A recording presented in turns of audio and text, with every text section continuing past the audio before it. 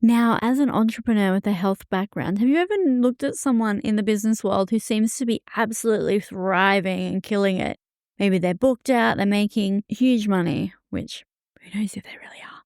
Maybe they've got a big social media following and look like they're doing really well and they're working in a similar space for you, but they've got no formal qualifications. And maybe meanwhile, you've got heaps of training, qualifications, and experience, but maybe you're struggling to get traction or people to see the value of what you do, because I know I have in the early days. And if you've ever felt this way, this episode is for you. Hello. Welcome to the place for offbeat health professionals who have bravely swapped their healthcare hats for non-clinical creative caps. I'm Caitlin, a psychologist turned copywriter, and this is Healers with Hustles. Hi, healers. Whether you're fully out of the clinical space or still dancing between both worlds, I see you. So now today's episode is a episode that I feel deeply because I've lived it. I remember in the early days of creating my creative business, and I lent really hard on my title, my experience, and the credibility that I built in the clinical world.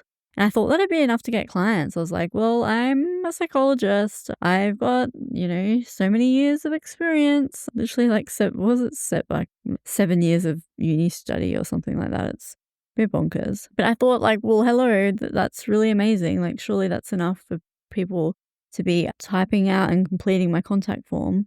But it wasn't necessarily right, because it turns out that credentials in and of themselves don't sell offers. It's the connection, and people really need to know how what you know helps them. So today I want to walk you through 3 ways to shift how you show up in your marketing so you can still honor your expertise, yes, but also speak in a way that moves people to act through connecting with them. So the first point is that, credentials help, but only if you explain why they matter. Because I'm definitely not saying let's forget about our credentials or they don't matter or anything like that. Although I'm sure I have written copy for a health professional turned creative in the past, and I even forgot to write their credentials in the website copy because we were so focused on all the other stuff, which it didn't actually matter as it turns out, because there's so much more to what they do than their credentials.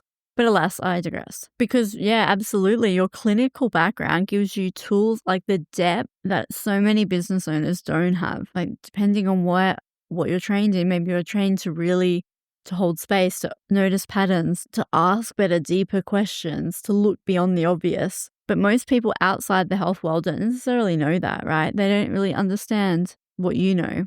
But when you lean heavily on your title, you might think you're building trust, and maybe you are for a certain type of people, but a lot of the time it really distances you from your dreamy clients. And that's why you need to explain to them what it means for them. So it might be because of my background, I don't just X, I also Y, or I help you in this way. So maybe just have a think about what your qualifications allow you to do differently from others in your space, and maybe how you can express that in a way that your audience will see the benefit. So an easy way to do that is by asking, so what? So if you say I've got 13 years of experience, well, so what? Why does that matter? Or I'm a psychologist, so what? I'm a dietitian, so what? And just keep asking so what until you have this really specific message, something that's so jaw-dropping that your dreaming clients will instantly want to work with you. Now, point number 2 is to use storytelling, because storytelling is a fantastic way to build trust. And it's not necessarily saying I've got insert number of years experience or I've worked with hundreds of clients. That's really cool, but it's not necessarily the emotional pull that storytelling has. Because storytelling can help build trust because it helps people feel seen. Because when they see a part of themselves in you, they'll go, oh my gosh, yes, this person gets it. And you don't need to spill your guts or spill your whole entire life story or, trauma dump, because you wouldn't do that anyway, I'm sure, because you have the background to know not to do that. But you can use your background to explain why you do what you do, right? So you can say that you've worked for maybe however many years in the public system, and then during that time, you saw whatever you saw and you thought, I can do something better, or I can do it a different way.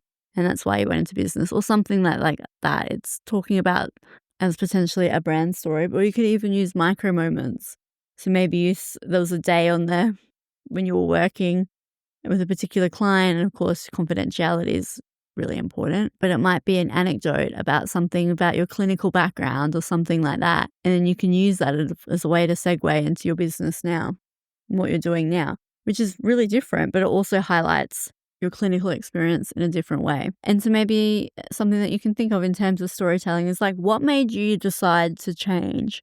What made you pivot from healthcare into a creative business? What did you want to do differently than what you saw around you, but you couldn't do because maybe you were working in the public system, or maybe you had different ideas to your profession and you actually couldn't really do what you wanted to do in your profession.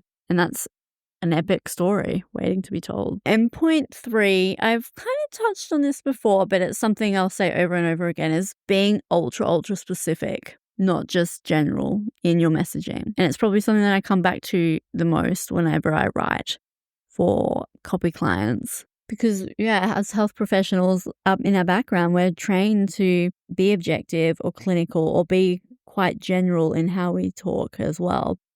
You're using lots of hedged language, not being quite specific because there are legal consequences, right? But in marketing, if you're being really vague, it doesn't land. It doesn't make your message stand out. So instead of saying maybe that you support women experiencing burnout using evidence-based strategies, you could be really specific and think about, well, what do these women experience? Like, what does burnout look like for them? It's the old show, don't tell. So that might be, you can imagine a lot of women, they might be the one that, everyone leans on. They're the ones that keep everything together.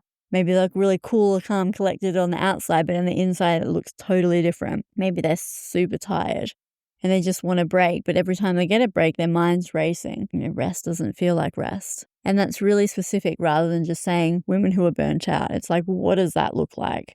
Actually, if someone had a video camera in their house, what would they be doing? Sounds a bit creepy, I know, but if you were a fly on the wall, maybe that's a bit better. What would that look like? And it's a bit of a different way of thinking as well, because it taps into emotions. So maybe if you think about and this is why health professionals can be like the most incredible marketers, because your clients at some point or another would have told you exactly what they're experiencing in really visceral, detailed language. And so think back to maybe a client, an ideal client or a dreamy client, and think back to the language that they used to say. Maybe they had a phrase that they used to say all the time that you thought, oh my gosh, that's really different. That's what makes the best copy. And it's when you use those phrases, those specific phrases in your marketing, it's what makes people think, oh my gosh, holy, are you in my head? And then when people read that, they will want to work with you because you get them. And it's not because of your credentials, it's because you understand what they're experiencing. So to wrap this app up, yes, your clinical credentials and credibility does matter, of course, but it doesn't speak for itself. It's not in and of itself, it's not everything. So how can you use your credentials to win clients? So make them relevant. So explain how they impact their experience. Tell the story behind your work. Tell stories and really get specific and ditch the jargon and speak like a human. And I've got a freebie on that, actually, which I'll link in the show notes. And so using those things, that's how we move from being an overlooked qualified person to the one someone says yes to. So if this episode landed for you, please let me know. So send me a DM. I spend a lot of time on Instagram, so send me a DM. I would love to hear from you. And if you want more episodes like this, hit follow. I'll be seeing you in a fortnight. All right. That's the end of another episode. Thank you so much for tuning in to Healers with Hustles. If you've enjoyed today's episode, will you do me a tiny favor and subscribe to the show? Just tap the subscribe button on your favorite podcast platform and you'll be the first to know as soon as a new episode drops. Thanks so much for listening. Okay, ta-ta for now.